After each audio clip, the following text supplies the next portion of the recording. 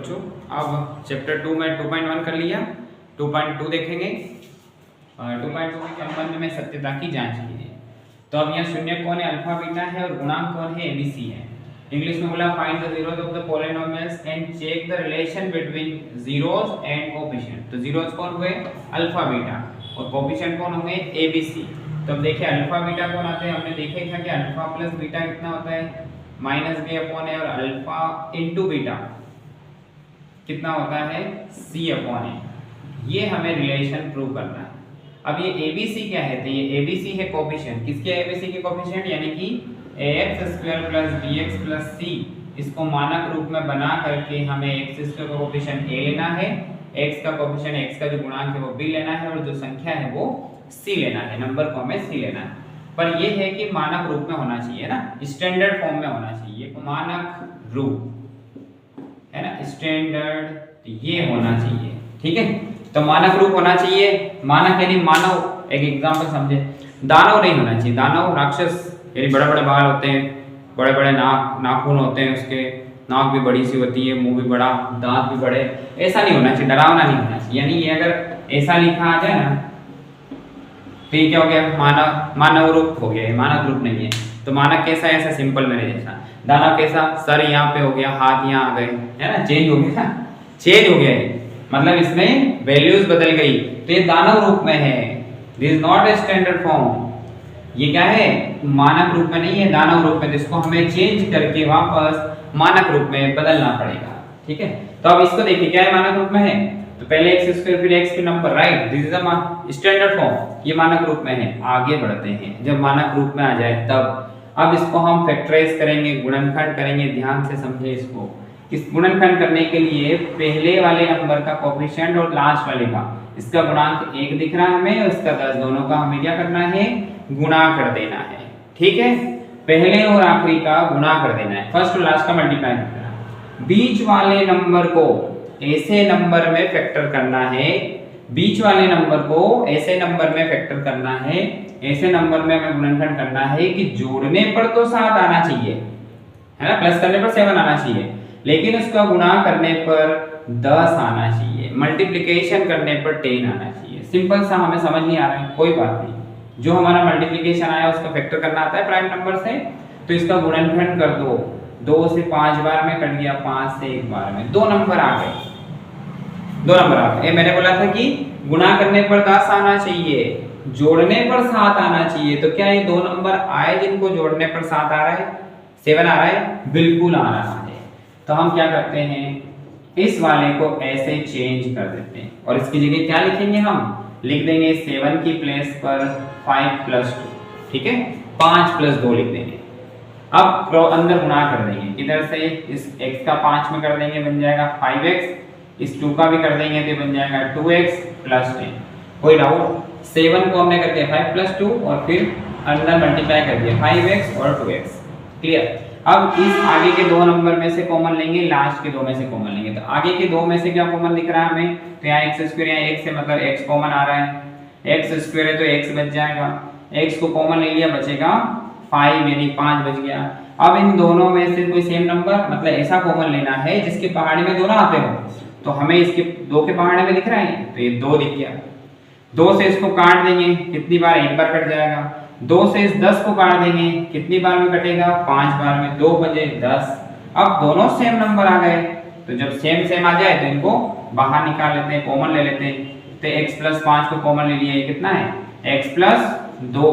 ठीक है, x + 5, जैसे कि प्रसाद बंटन बार बार आ रहा ना, तो उसको हाथ पकड़ निकालते, चल निकल, बार बार आ रहे हैं, तो ऐसे ही ये बार बार आ रहा है, तो उसको हाथ पकड़ के बाहर निकालेंगे। देखो ये निकालिए, अंदर कितने बचे, x और 2 बचे। ठीक है, ये इसके मान बन गए। अब इसको अगर हम, यदि इफ इसको 0 के इक्वल हम लेते हैं, तो बताओ x की वैल्यू कितनी बन जाती है, -5। और अगर हम इस x + 2 को 0 के इक्वल लेते हैं, तब इसकी वैल्यू कितनी बन जाती है, -2।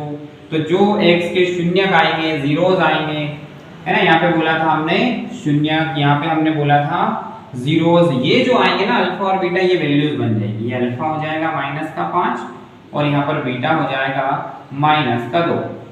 ठीक, अब हमने बोला आगे कि गुणांक, तब गुणांक कौन कौन, तो गुणांक इससे हम लेंगे, इसे हम निकालेंगे एबीसी और फिर खेलेंगे केबीसी। हम इससे निकालेंगे एबीसी और खेलेंगे केबीसी। कैसे निकाले एबीसी देखना, x square plus 7x plus 10, इसका मानक रूप कौन सा है, standard form ax square plus bx plus c।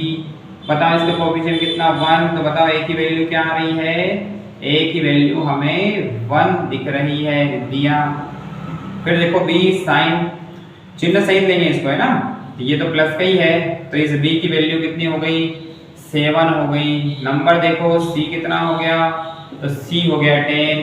अब हमें क्या करना है, सत्यता की जांच, उत्तर की जांच करना है। कैसे करेंगे, उत्तर की जांच करेंगे हम यहाँ से वेरिफिकेशन करते हैं, वेरिफिकेशन यानी उत्तर की जांच या सत्यता की जांच भी लिखते हैं कोई कोई, ठीक है। तो ये सत्यता की जांच करते हैं। तो जांच कैसे करेंगे, alpha plus beta equal to minus B upon A, ये बराबर आना चाहिए, क्योंकि ये बोल रहा है कि इन दोनों में रिलेशन, तो दो फॉर्मूले हैं अपने। अल्फा की वैल्यू रखते हैं -5, चलो बीटा रखते हैं -2, फिर इधर फॉर्मूले में माइनस, ठीक है। बताओ बी की वैल्यू कितनी है, तो बी की वैल्यू है 7, ए की वैल्यू कितनी है 1, ये भी माइनस का, ये भी माइनस का, जब दो माइनस माइनस के नंबर होते हैं तो माइनस माइनस प्लस, तो 5 और 2 प्लस होके 7, चिन्ह लगता है माइनस का, ये माइनस और ये भी माइनस का 7। उत्तर की जांच हो गई, ये बिल्कुल सही है, अल्फा प्लस बीटा की इक्वल आ रहा है माइनस बी अपॉन ए। फिर दूसरा लेना है हमें अल्फा इंटू बीटा सी अपॉन ए, दूसरा ही लेना है। तो अल्फा क्या है, देखते हैं अल्फा फिर से, अल्फा है यहाँ पर -5, ये रख दिया -5, ठीक है। बीटा कितना है -2, ये रख दिया -2। सी कितना है यहाँ से देखो, तो ये रख दिया हमने 10। ए कितना दिख रहा है, बटे में ए है, तो ए की जगह हम 1 रख देंगे। 5 का 2 में गुणा करेंगे, 5 गुना 10, जब माइनस का गुणा माइनस में होता है तो माइनस माइनस प्लस, ये 10 के बराबर 10 हो गया। ये पहला सवाल हमने पूरा कर लिया, ये उदाहरण नंबर 2 है और ये इंपॉर्टेंट क्वेश्चन है, कई बार एग्जाम में आया है ये, और 2025 में भी आने की इसकी संभावना पूरी पूरी है। किसी भी सारे एग्जाम हो तो ये जो क्वेश्चन कर रहे हैं इनमें से एक आ सकता है। तो ये हो गया पहला, ठीक है। अब अगला क्वेश्चन देखते हैं, है ना, इसका अगला देखते हैं। अगला क्वेश्चन क्या है, अगला है x² - 2x - 8, ये 2.2 का पहला क्वेश्चन है और इसी से रिलेटेड है। बताओ ये मानक रूप में है या नहीं, पहले बताओ ये मानक रूप में है या नहीं,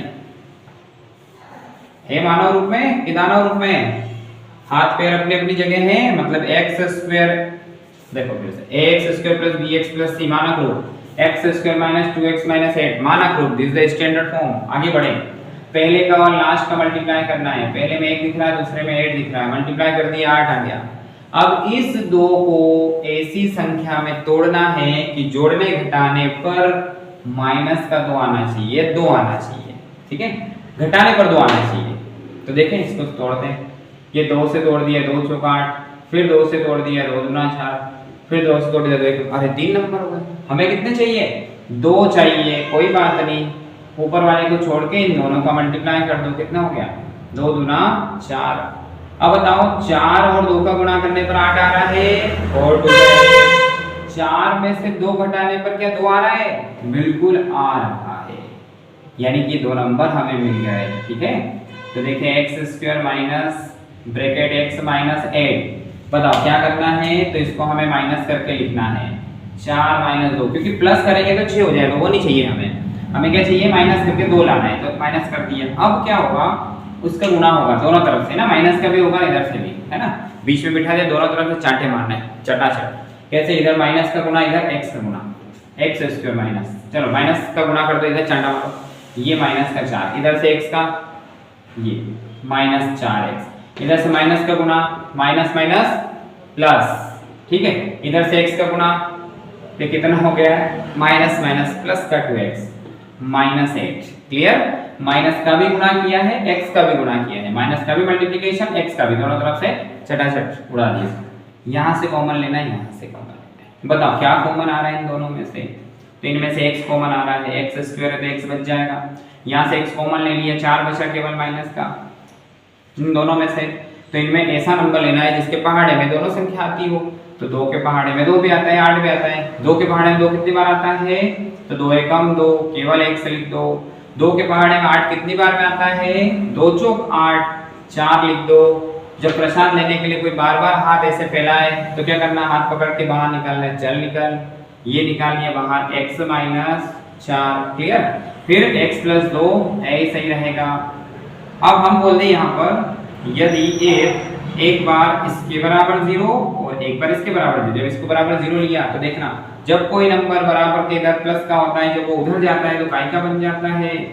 माइनस का। और जो इधर माइनस का रहता है वो उधर जाके काय का बन जाता है? प्लस का। तो ये काय का है?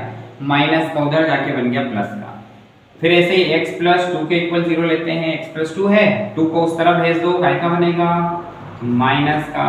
अब जब हमने 2 जीरोस की बात की तो एक बन गया अल्फा, दूसरा बन गया बीटा, अल्फा बीटा वैल्यू आ गई।